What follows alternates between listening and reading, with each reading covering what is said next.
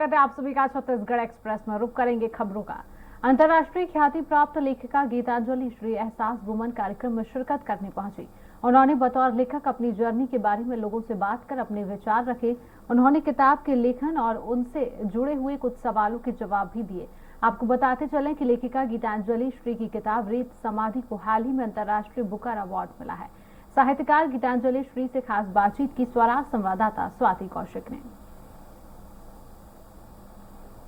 देश की जानी मानी लेखिका, अब बुकर अवार्ड के बाद विश्व की जानी मानी लेखिका गीतांजलि श्री जी इस वक्त रायपुर में हमारे साथ है। इनकी कई किताबें हमने आपने पढ़ी भी होंगी, लेकिन उस किताब के पीछे एक लेखक का अपना भाव, लेखन के पीछे एक चेहरा। तो आज वो चेहरा इस वक्त हमारे साथ रायपुर में है।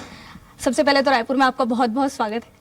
ये जो किताब रेत समाधि, जिसका सभी बहुत जिक्र कर रहे हैं, जिसकी लेखनी एक अलग अंदाज में दिखती है, इसके बारे में सबसे पहले हम आपसे जानना चाहेंगे कि क्या ख्यालात थे जब आपने ये किताब शुरू की?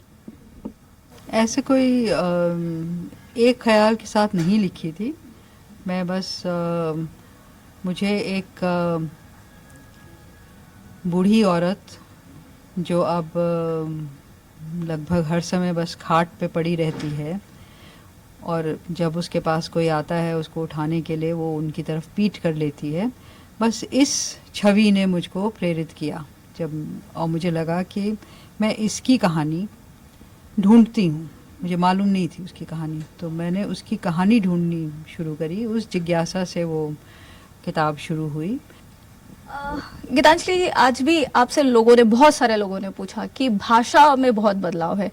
आज जब कभी बहुत अच्छी हम किताब पढ़ते हैं तो लेखक के नाम तक हम कहीं थम कर रह जाते हैं, क्योंकि हम लेखनी में कहीं ना कहीं खो जाते हैं। लेकिन अब हम भाषा के उस दौर में पहुंच गए हैं जहाँ पे इंग्लिश का बहुत यूज हो रहा है और लेखनी सोशल मीडिया पर ज्यादा दिख रही है। ऐसे दौर के लेखकों को आप क्या कहना चाहेंगी?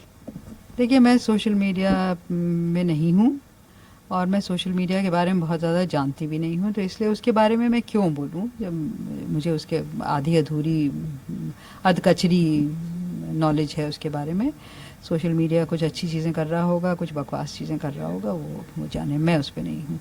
भाषा के प्रति मुझे लगता है कि दूसरी भाषा के शब्दों को लेना कोई परेशानी की बात नहीं है, अगर आप उसको सुंदरता से कर पा रहे हैं, लापरवाही से नहीं कर रहे हैं, अगर उससे आपकी अभिव्यक्ति और मंचती है और उसमें कोई जोर आता है, तो कोई परेशानी की बात नहीं है। भाषा को हमेशा दूसरी भाषाओं से भी कुछ सीखना चाहिए।